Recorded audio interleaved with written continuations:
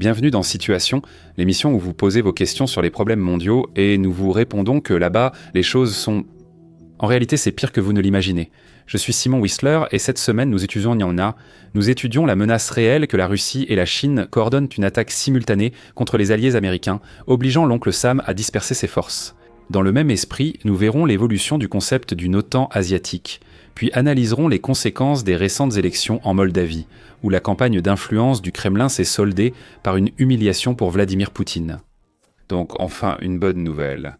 Rien de mieux que de voir Poutine humilié. Voici les repères temporels, comme d'habitude. Passons à la première question. La probabilité que Pékin et Moscou collaborent pour pour déclencher une nouvelle guerre mondiale. C'est une grosse question, n'est-ce pas ? La Russie et la Chine pourraient-elles s'allier contre les alliés des États-Unis ? Lennox Matin nous demande, comme cette chaîne l'a dit à plusieurs reprises, il y a une chance raisonnable que la Russie envahisse une nation de l'OTAN dans les prochaines années. Vu la relation entre Poutine, Xi et Kim, une invasion pourrait-elle être accompagnée d'une action simultanée de la Chine contre Taïwan ou de la Corée du Nord contre la Corée du Sud ? Il me semble que cela diviserait la capacité des États-Unis à répondre à l'une ou l'autre de ces crises, ainsi que celle de l'Occident dans son ensemble. Pensez-vous que ce scénario soit possible ? Malheureusement, nous pensons que oui. Il y a une réelle possibilité que le scénario que vous avez décrit puisse effectivement se produire. Ce n'est pas une probabilité particulièrement élevée, mais les chances ne sont pas de 0%. Et quand on parle d'une série de conflits qui impliqueraient au minimum 6 des 9 nations dotées de l'arme nucléaire dans le monde, des chances non nulles devraient enfin être une perspective très préoccupante, n'est-ce pas ? Cette perspective occupe depuis un certain temps les armées mondiales, surtout l'armée américaine. Une bonne partie des experts américains en défense avertissent depuis des années que l'armée américaine, dans sa forme actuelle, ne pourrait pas soutenir des efforts de guerre majeurs sur 2 fronts ou plus simultanément. Si elle essayait, Washington se retrouverait surmenée, manquant de force suffisante pour dissuader l'agression des 2 côtés en même temps. Cette analyse n'est pas acceptée à l'unanimité, ni même de près, mais elle est partagée par d'éminents penseurs de droite, notamment de la Heritage Foundation américaine, qui ont ensuite assumé d'importants rôles stratégiques dans la deuxième administration Trump. Ces préoccupations apparaissent en direct alors que les États-Unis sous Trump cherchent à déléguer des responsabilités de défense collective et à financer de grandes acquisitions et réformes militaires.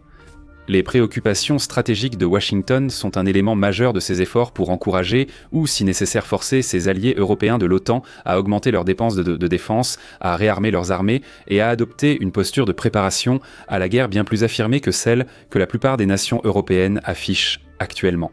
Il en est de même pour le soutien américain à l'expansion militaire en Corée du Sud, à Taïwan, au Japon, en Australie et dans d'autres pays indo-pacifiques pour résister à la Chine en cas de conflit. La réflexion est la suivante. Si les États-Unis affrontent la Russie en Europe, la Chine et la Corée du Nord dans le Pacifique et doivent se battre seuls, même une victoire rendrait cette guerre extrêmement coûteuse. La victoire n'est d'ailleurs pas aussi certaine que les États-Unis le souhaiteraient. Si l'Allemagne, la France, la Grande-Bretagne, la Pologne, la Finlande et l'Italie combattent efficacement en Europe et que le Japon, la Corée du Sud, l'Australie, Taïwan et d'autres s'unissent dans l'Indo-Pacifique, cela change la donne. Dans ce monde-là, il est bien plus facile pour les États-Unis de concentrer leur attention sur le renforcement de leurs alliés dans chaque conflit parallèle, plutôt que d'essayer de prendre la tête et, en gros, d'agir seuls sur les 2 théâtres en même temps. Bien sûr, chaque voie de logique stratégique pour les États-Unis a son inverse pour les adversaires de l'Amérique, qui sont dans ce cas la Russie, la Chine et, principalement en tant qu'appendice, la Corée du Nord, comme l'a expliqué cher Lennox Matin. Si les États-Unis s'efforcent activement de renforcer leur propre armée, de forcer leurs alliés à adopter une posture de préparation à la guerre et de se rendre plus aptes à mener plusieurs conflits parallèles en même temps, alors la Russie et la Chine doivent supposer qu'à la suite de ces efforts, leurs adversaires respectifs seront plus forts dans quelques années qu'ils ne le sont aujourd'hui. Cela place à la fois la Russie et la Chine dans une position difficile, bien que ce soit plus difficile pour Moscou que pour Pékin. Même si la Russie s'est temporairement soutenue en adoptant une économie de guerre, elle reste loin de la puissance militaire de l'Union soviétique à son apogée et manque de capacité de production, surtout pour les équipements militaires sophistiqués nécessaires à un effort contre l'OTAN. A l'inverse, la Chine est forte et gagne en puissance. Si son équipement avancé fonctionne comme prévu, elle pourrait menacer durablement toute nation de l'Indo-Pacifique. Mais si toutes ces nations mettaient en commun leur potentiel militaro-industriel contre la Chine, avec le soutien total même d'une Amérique distraite, alors Pékin se retrouverait confronté à une situation bien plus difficile. Donc si la Chine et la Russie s'inquiètent, comme elles le devraient probablement, que l'Amérique et ses alliés soient actuellement sur une trajectoire de renforcement au fil du temps, alors la Chine et la Russie ont intérêt à agir maintenant, avant que cette transformation de leurs adversaires ne soit achevée. C'est probablement pourquoi nous avons observé des tentatives russes inédites de tester l'alliance de l'OTAN. Si ces sondages se passent comme Moscou l'espère et que la Russie pense pouvoir défier l'OTAN ou la pousser à renoncer à la défense collective, la Chine devra alors choisir. La Chine veut Taïwan, et même si la Chine préférerait verser le moins de sang et sacrifier le moins de vies possible pour l'obtenir, elle sait qu'obtenir Taïwan demain coûterait plus cher que de l'obtenir aujourd'hui. Même si l'Amérique pouvait vaincre la Russie et la Chine en même temps, la Chine a plus de chances de gagner quand la Russie combat aussi les États-Unis et vice-versa. Donc pour cette raison, il est tout à fait probable que si la Russie engageait les nations de l'OTAN, y compris les États-Unis, dans un conflit qui semblait devoir durer un certain temps, la Chine pourrait croire qu'elle dispose d'une fenêtre critique pour frapper. Poursuivons cette réflexion, puisque, comme vous l'avez dit, une attaque nord-coréenne contre la Corée du Sud reste possible. Actuellement, les États-Unis soutiennent tant de nations et offrent diverses garanties de sécurité que Pékin et Moscou pourraient exiger plus d'attention simultanée, étirant ainsi Washington davantage. La Chine et la Russie pourraient nous coopérer avec l'Iran, les Houthis du Yémen ou d'autres acteurs pour menacer l'Arabie Saoudite ou le Qatar, risquant l'approvisionnement pétrolier mondial et poussant Washington à intervenir. En Europe, Poutine et Xi pourraient peut-être convaincre le dirigeant hongrois Viktor Orban de causer des problèmes ou tenter de persuader le président turc Erdogan de prendre lui-même des mesures décisives au Moyen-Orient. En Asie de l'Est, la Chine pourrait compter sur la Corée du Nord et le Pakistan, impliquant potentiellement l'Inde et accentuant le chaos. Abiy Ahmed en Éthiopie pourrait recevoir un signe discret lui indiquant qu'il est temps d'explorer réellement ses ambitions. Le dirigeant azéri Ilham Aliyev pourrait être invité à révéler sa vraie opinion sur une Arménie souveraine, et la liste continue, n'est-ce pas ? Si le but est de diviser l'attention de l'Amérique, alors le chaos et la confusion sont les meilleurs atouts que la Russie et la Chine pourraient avoir de leur côté, et avec le compte à rebours lancé pour le réarmement européen et indo-pacifique, le risque grandit que le moment d'agir soit maintenant. Que se passe-t-il avec l'OTAN asiatique ? D'accord, donc de la part de « Oh, c'est un long nom d'utilisateur. Nous ne sommes pas étrangers à l'amour » 7739 qui nous demande « Où en est l'OTAN asiatique ?» Les participants là-bas niaient ouvertement vouloir cela, mais plusieurs traités unilatéraux et multilatéraux laissent penser que c'est inévitable. À cela, nous soulignons qu'il est en réalité très important pour les nations que vous décrivez. Le Japon, la Corée du Sud, Taïwan, l'Australie, les Philippines, le Vietnam et d'autres pays qui pourraient en composer ce que vous appelez l'OTAN asiatique. De ne jamais, en aucune circonstance, se référer à eux-mêmes comme une OTAN asiatique. En grande partie, la façon dont les accords de sécurité collective sont abordés en Europe est dictée par la nature de l'adversaire que ces accords cherchant à dissuader. La Russie et auparavant l'Union soviétique, ce sont des États expansionnistes, très confiants et audacieux, qui menacent de prendre des mesures hostiles, attendent de voir la réaction, et si la réponse ne semble pas très effrayante, ils prendront l'action hostile qu'ils avaient prévue. De même, les accords de sécurité collective dans l'Indo-Pacifique sont dictés par l'adversaire que ces accords sont conçus pour dissuader. Et la Chine voit le monde d'une manière très différente de la Russie. Pékin excelle dans le jeu à long terme, surtout sous la direction de Xi Jinping. Et pour Pékin, la préférence semble être que la Chine jouera toujours sur le long terme, à moins d'être forcée d'agir rapidement. Si les adversaires de la Chine prennent de nouvelles mesures pour se renforcer ou pour entrer dans de nouvelles alliances ou accords de sécurité, alors la Chine s'ajuste, continue d'accumuler sa puissance et attend que de meilleures circonstances se présentent. L'Amérique et ses alliés raisonnent en termes d'administration politique, de cycle budgétaire et de stratégie qui changent toujours pour s'adapter aux besoins du moment. Mais la Chine pense en décennies, voire en siècles, et selon sa propre logique apparente, elle restera concentrée sur ses objectifs longtemps après que ses adversaires auront été distraits. Ainsi, alors que l'alliance de l'OTAN est conçue pour dissuader l'ours russe, essentiellement de la même manière que l'on dissuaderait un vrai ours, en criant et en frappant pour montrer à quel point on est effrayant, la construction d'alliances en cours dans l'Indo-Pacifique vise à s'assurer que la Chine continue de jouer sur le long terme. L'objectif n'est pas de forcer la Chine à reculer, mais de gagner du temps encore et encore, pour s'assurer que la Chine n'ait jamais le sentiment que le moment est venu d'agir de manière agressive. Continuer à convaincre la Chine de repousser, et elle pourrait repousser pendant des décennies, voire indéfiniment. Si l'Europe tente d'éloigner l'ours russe, les nations indo-pacifiques s'emploient discrètement à tisser un filet pour contenir les ambitions chinoises. En restant discret, sans effrayer ni se proclamer OTAN asiatique, ni tout dévoiler, la stratégie à long terme pourrait fonctionner. La Russie a tenté d'interférer dans les élections en Moldavie. Cela ne s'est pas bien passé. Kristina Valaya, 7750, pouvez-vous donner une brève mise à jour sur les élections en Moldavie ? Très bien. Maintenant, si vous avez suivi cette chaîne aussi religieusement que nous l'espérons, vous vous demandez peut-être pourquoi les élections dans l'ancien État soviétique de Moldavie seraient un événement important. C'est un pays de 2,3 millions d'habitants en périphérie de l'Europe. Jusqu'à récemment, même la plupart des Européens auraient eu du mal à le situer sur la carte. Ce n'est pas l'Allemagne, alors pourquoi cela intéresse-t-il quelqu'un ? Eh bien, l'indice se trouve dans l'expression « jusqu'à récemment ». En 2022, la Moldavie est devenue un nouveau front dans la guerre de la Russie contre l'Occident. Un front sur lequel le Kremlin a investi des ressources considérables pour maintenir Chisinau dans son orbite. La Moldavie est située entre la Roumanie, membre de l'OTAN, et l'Ukraine. Depuis une brève guerre en 1992, une partie de son territoire, la Transnistrie s'est déclarée indépendante sans être reconnue. L'indépendance de l'État de Litu est garantie par environ 2000 soldats russes. Moscou cherche depuis longtemps à empêcher la Moldavie de se rapprocher de l'Occident, et les élections de fin septembre étaient une occasion idéale pour cela. Le parti pro-européen, Parti Action et Solidarité, avait géré une crise économique causée par la guerre en Ukraine.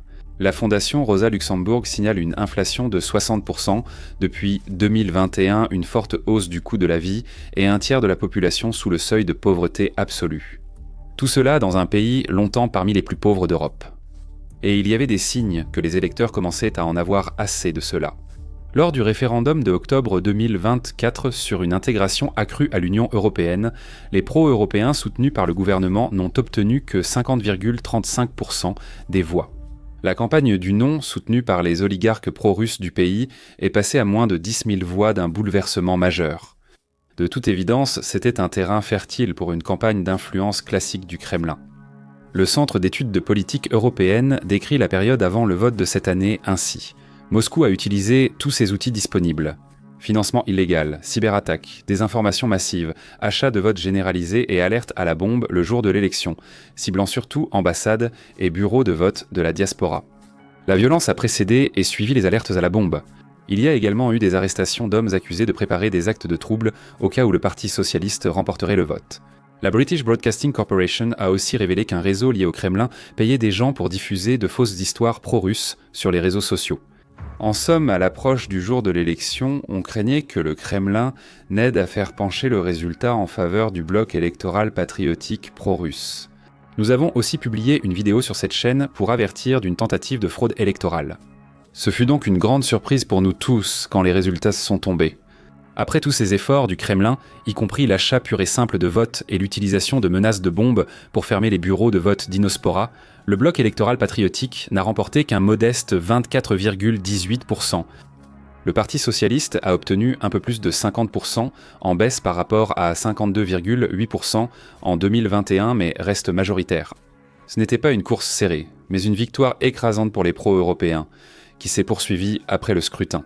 Avant le comptage des votes, le chef de l'opposition, Igor Dodon, avait déjà revendiqué la victoire et appelé à des manifestations devant le Parlement.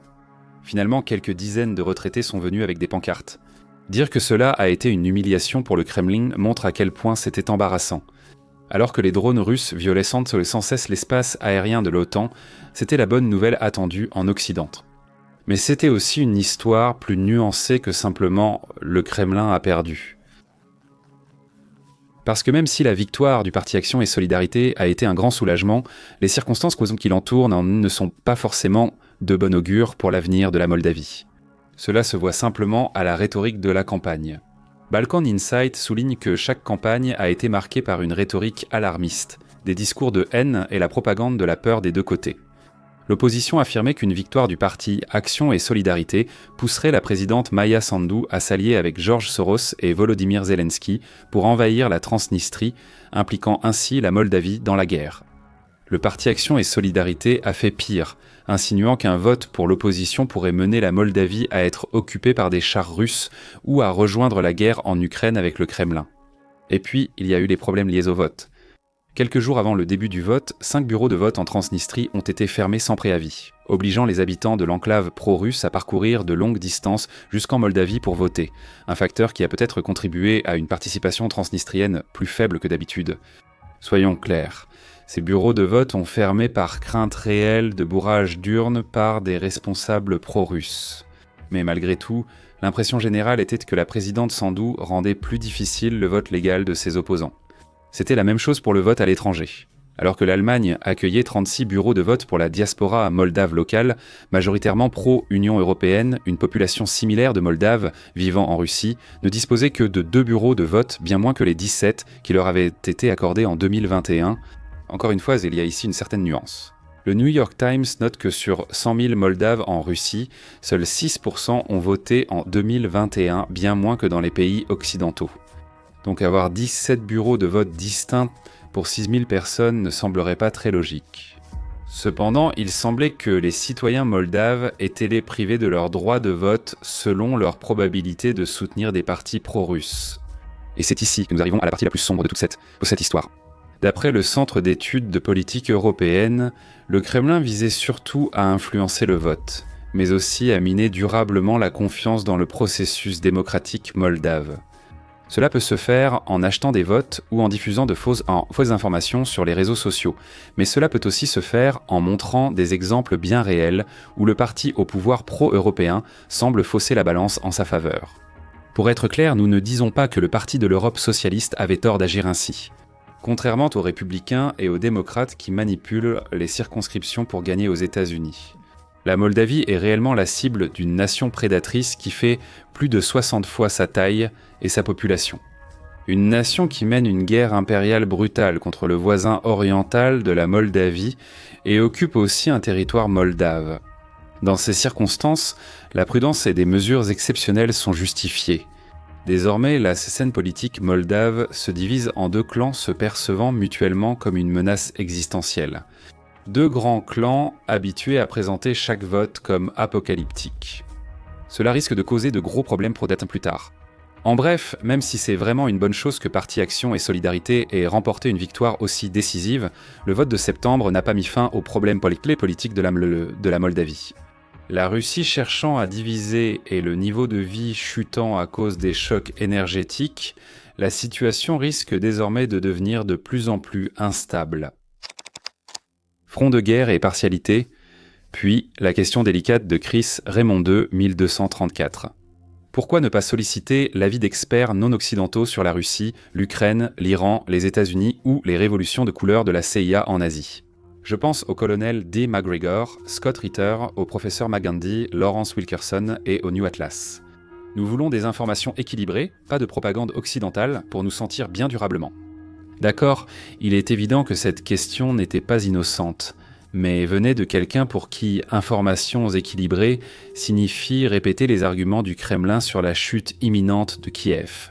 Zelensky a fui le pays au moins 500 fois, tandis que Vladimir Poutine n'est pas un vieux vampire étrange parlant de récolter des organes pour l'immortalité, mais plutôt un grand-père adorable à qui vous confieriez vos enfants.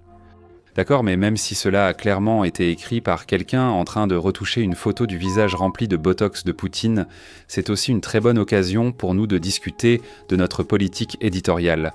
Car si nous voulions vraiment simplement diffuser de la propagande rassurante, nous pourrions gagner beaucoup plus d'argent que ce que nous gagnons actuellement. Et pour comprendre ce que je veux dire, il suffit de regarder la chaîne YouTube de Military Show. Si vous le souhaitez, vous pouvez trouver leurs vidéos publiées plusieurs fois par jour avec des titres comme « L'OTAN mise tout sur l'Ukraine »,« La Russie ne survivra pas à ce qui arrive » ou « L'Ukraine perce le front russe ». Certaines vidéos comptent quelques dizaines de milliers de vues, mais beaucoup atteignent des centaines de milliers ou des millions. Des millions de spectateurs se délectent sans cesse de voir comment l'Ukraine ne cesse de gagner. Et même si nous n'avons pas accès à leur analyse interne, nous sommes certains qu'ils gagnent énormément d'argent grâce à cela. L'incitation financière nous pousse à faire de la propagande, et il existe clairement un public pour cela. Si tout ce que nous voulions faire était de produire des banalités réconfortantes pour ceux de notre camp, nous pourrions simplement transformer cette chaîne en un clone de l'émission militaire, puis prendre notre retraite à l'étranger pour profiter des bénéfices depuis le confort de nos méga-yachts, au moins. Mais aussi capitaliste que je puisse être, ce n'est pas ce que nous cherchons à faire avec Warfront.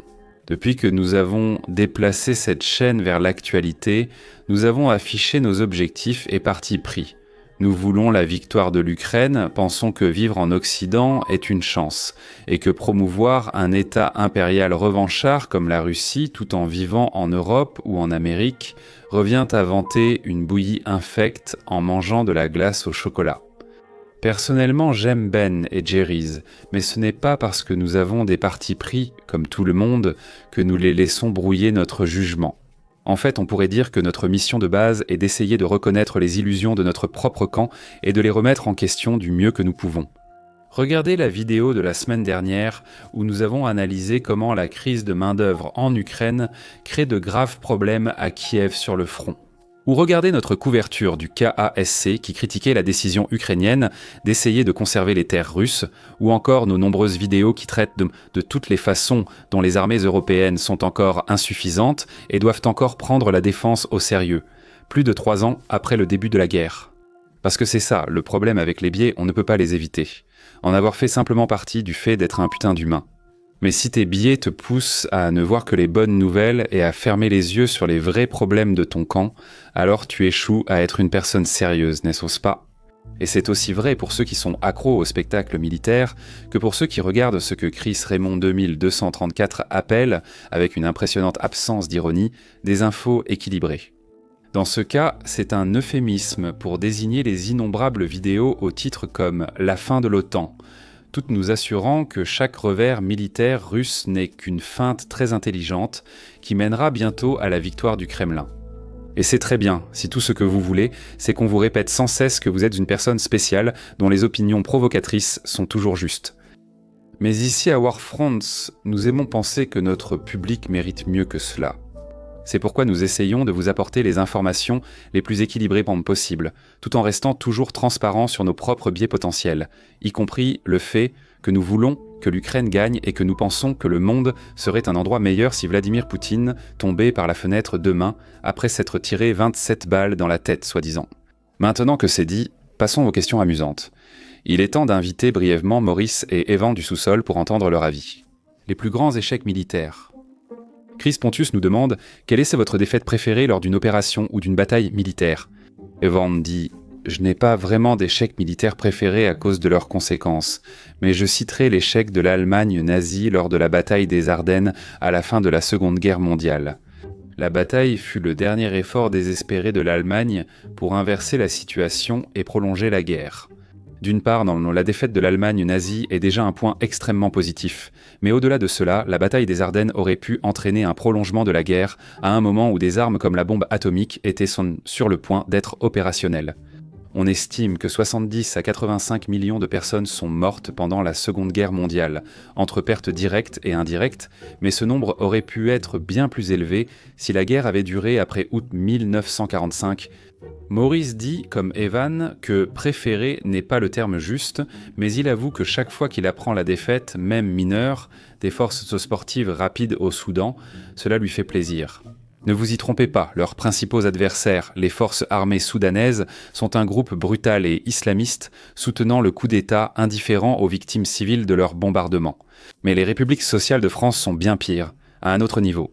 C'est un essaim de sauterelles génocidaires qui a ravagé et pillé tout le Soudan, commettant des horreurs indicibles qui feraient rougir même l'État islamique. C'est ce groupe dont les soldats sont accusés d'avoir violé des enfants d'à peine 1 an, un groupe qui a géré des prisons autour de Khartoum où des centaines de civils ont été torturés à mort, et qui est aussi accusé de génocide contre les Masalat et Sakawa. En bref, ils sont ce qui se rapproche le plus, actuellement dans le monde, d'une incarnation littérale du mal, et chaque fois qu'ils subissent un revers sur le champ de bataille, je me sens nettement plus heureux. Et ma réponse, c'est simplement, je crois que ça a déjà été une réponse auparavant. Envahir la Russie en hiver. Barbe ou tête? La prochaine question est apparemment juste pour moi. De la part de Glenn Hallyday, 3301. Est-ce que Simon échangerait sa barbe contre une chevelure complète? Non, je ne le ferai pas. Parce qu'on dit que si tu n'as pas un menton fort, laisse pousser une barbe. Oui, y a-t-il enfin de bonnes nouvelles? Une question positive de Bilal Al-Madali, 2379. Essayons la numéro 4. Quelle est ta bonne nouvelle mondiale préférée récemment? Maurice dit « Oh, et l'anime Steel Ball Run a été confirmé, évidemment. Je n'ai aucune idée de ce dont tu parles, Maurice, malgré cela. » Even cette année, j'ai décidé de suivre avec enthousiasme la 12e Fat Bear Week, organisée par le service des parcs nationaux des États-Unis pour célébrer les ours bruns du parc de Katmai en Alaska. En cette saison, les ours de Katmai consomment un maximum de saumon pour prendre du poids et survivre à l'hibernation hivernale. Cette semaine, près de 2 millions de personnes ont voté pour désigner l'ours le plus gros de Katmai. Et à ce titre, j'aimerais adresser mes sincères félicitations au gagnant lui-même. L'ours officiellement le plus gros, 32 chunks. Le mien est très sombre, mais aussi délicieux. Ce connard de Lost Prophets s'est fait poignarder à mort en prison. Oh non. Bref, c'est la fin de l'épisode d'aujourd'hui. Merci beaucoup d'avoir été là.